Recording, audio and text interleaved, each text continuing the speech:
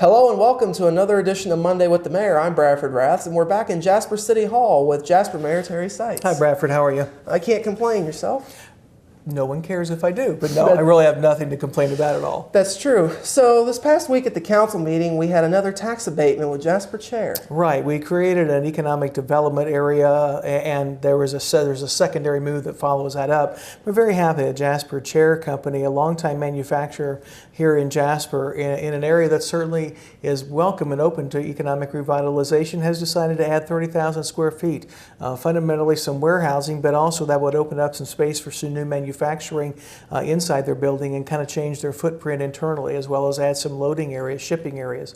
And I congratulate the Barth family on being proactive in that. I think, as they said several years ago, they made a decision to still be American-made, American-driven, and I commend them. That's not an easy role to play in today's economy, but they have some very unique attributes into how they make their chairs, and using some steam processes that would be considered old style, but old style in a quality of today's contemporary needs is wonderful. I mean, you really have some craftsmanship there, as they shared with us. And it's always, for me, good to learn about how our manufacturers do their business around the country and around the world. So we congratulate them, and I give credit to the Economic Development Commission for working with the Jasper Action Team's model. We work very hard to be diligent, very subjective and objective at the same time. Objective in the fact that we will look at how things can fit in bonus points, but subjective in the fact that everyone gets a fair shake. And then the council, of course, has been very diligent, as with Meyer the other night in their properties. Last month they didn't approve their report. They tabled it until they came back and answered a question. We are truly serving the taxpayers well in this process, and we've had 6 local companies now, that have utilized it, and so I like where it's going. We are still responsible. We've got phase-ins. It's not that the taxes won't occur. It's on nothing that's existing. It's all new expansion, and then the taxes are phased in. So you don't take anything away from what's already in the tax rolls, but you are adding some in a phased-in basis. This is what so without it, or if not for these tax abatements, would we have this expansion? And my answer would be very little of it. So. Yeah.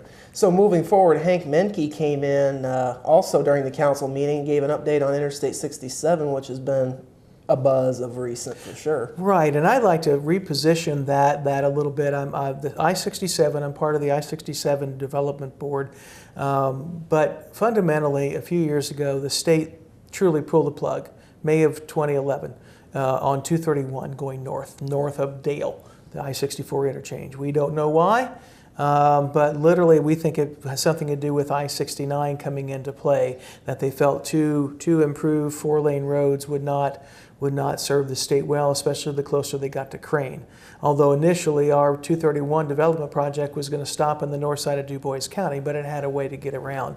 And people had kind of bought into that. Now is completely off the board. To Mr. Menke's credit and others, they formed basically a new group to look at essentially connecting Interstate 64 with Interstate 69, the two realities that we have, which Interstate 64 barely runs through Du Bois County, and I-69 is roughly 1 county over. How do we make that connection? It's a bare point. So the I-67 look was to say, let's look at existing roadways. Let's look beyond. Let's look into Kentucky, Tennessee. Let's say from Nashville, even all the way up into Grand Rapids, Michigan. We could use existing roadways, 231 in Tennessee, the Natcher Parkway in Kentucky, the least used and best bridge in the Ohio River Valley across Rockport, 8% utilized. We could use then 231 north through Indiana, and then we can go and literally go I-69, follow that same route, go around or through Indianapolis and head up Highway 31 all the way to Michigan. That became kind of an I-67 dream, but the only gap is from I-69 to I-64 involving Jasper and Huntingburg. Some statistics show that I think Mark Messmer assembled as our state rep. Approximately this area has a $250 million annual tax contribution to the state of Indiana, personal, business, and other taxes, and very little to show for it come roads. We are interested in a P3, public-private partnership. Tolling's a possibility. We helped fund a study last year through contributions from the city of Jasper, among others.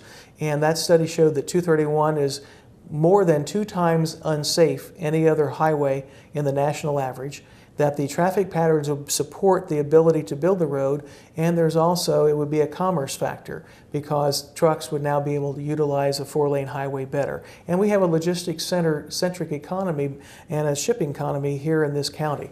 So ultimately, what I want to change the public's perception, let's look at connecting I-69 with I-64 first, and then look at the I-67 tag as part of that. In other words, they built I-69 from Evansville to Crane first. They didn't start at Indianapolis and work down. Let's look at the I-67 shield will come at some point, I believe, but regardless, it doesn't change our need to be connected to I-69 from Jasper, Huntingburg, DuBois County.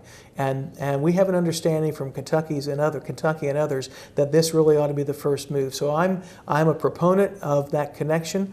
I do not know which direction it could go. I know the state has invested money on the east side of Huntingburg and Jasper in an environmental study. It seems like it would be great if they could use that because they have that investment, but ultimately I want to see this connection made regardless of that. If it came down time to make an opinion or take a stand, I would. At this point, it's just saying, let's get on the drawing board. And we have some possibilities of doing that with the Blue Ribbon Commission, and that's where that's at right now. So let's connect DuBois County to I-69. And then finally, towards the end of the meeting, maybe a glimpse into the future with City Visions. City Visions was in with us a couple of weeks ago, I think prior to our last conversation, met with some keystone and stakeholder interviews, but also met with me and a couple of other people, including one of the council members, to go over across some preliminary things for the Downtown Jasper Riverfront Master Plan. And we gave them some things to tweak, and we want them to come back more. Essentially, though, they want to come back in July or August for another public session. And it sounds like, well, that's a pretty wide window, but we don't want to rush them, but if they can make it before the 4-H fair, fine. If that is rushing them too much, then we would probably wait till after school starts. So there's a 30-day window in there, and again, I would much rather have them be prepared or not, and then we'll have another public session that they would host on downtown Jasper and the waterfront. We also had our second advisory group meeting for the country club, and I thought that was really fascinating, well attended, a lot of buy-in, a lot of discussion, and really looked at some variables about how around the nation golf courses have reverted or been transformed into something. From literally, they call it eco-wild, which is you just let it grow up, to full finish that North Las Vegas is doing, and they're sticking $140 million into park, ball fields, the swimming complex, everything, and of course that's from one extreme to the other, and that's what we needed to look at. What are our extremes? Where do we see us fitting in? And we'll be taking some more public input on that and really be building up a lot of ideas for recommendations that probably be sometime towards September.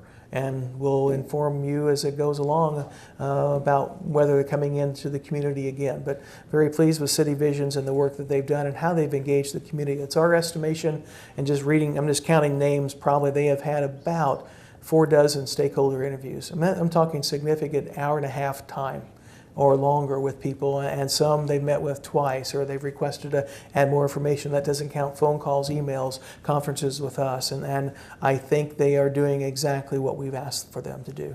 Certainly some very thorough research going on. Absolutely, there. Which is what we're doing. We're talking planning and looking at opportunities, and then from the planning part, how much is feasible? What can we do, budget-wise, things like that. Yeah. Well, Mayor, we appreciate your time once again. Appreciate it. This has been Monday with the Mayor. We'll have more 18 WJTS news right after this.